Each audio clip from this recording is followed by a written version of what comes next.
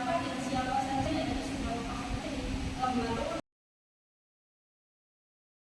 dipakai oleh para wali songo menyebarkan ajaran Islam di Indonesia.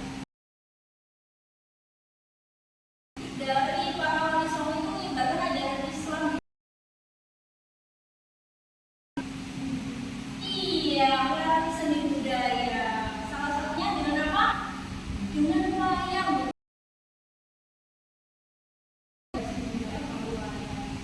Baik anak-anak, sekarang kita akan mulai belajar kita terkait dengan metode ajaran Islam di Indonesia.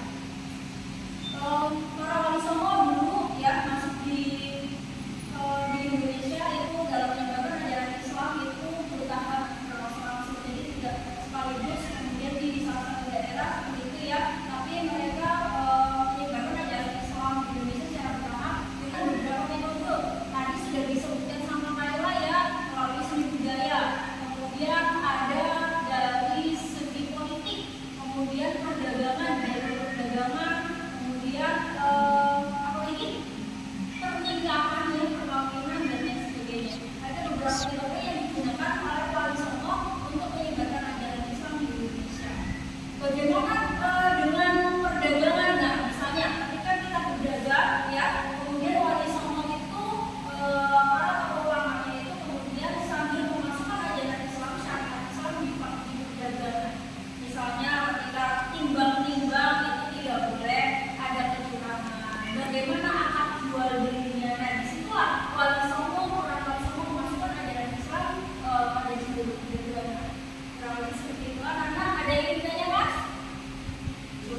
Baik, anak-anak selanjutnya saya akan meminta kalian untuk membuat proyek ya. Namun sebelum membuat proyek, saya ingin kalian menganalisis masalah terlebih dahulu terhadap metode yang dipakai oleh orang dari wali songo ya, menganalisis sebenarnya metodenya apa saja, kemudian bagaimana caranya wali songo untuk menyebarkan melalui metode tersebut ya.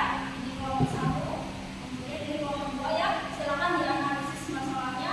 Nanti setelah itu hasil diskusinya kemudian kita share bersama-sama dengan teman-temannya. Silakan.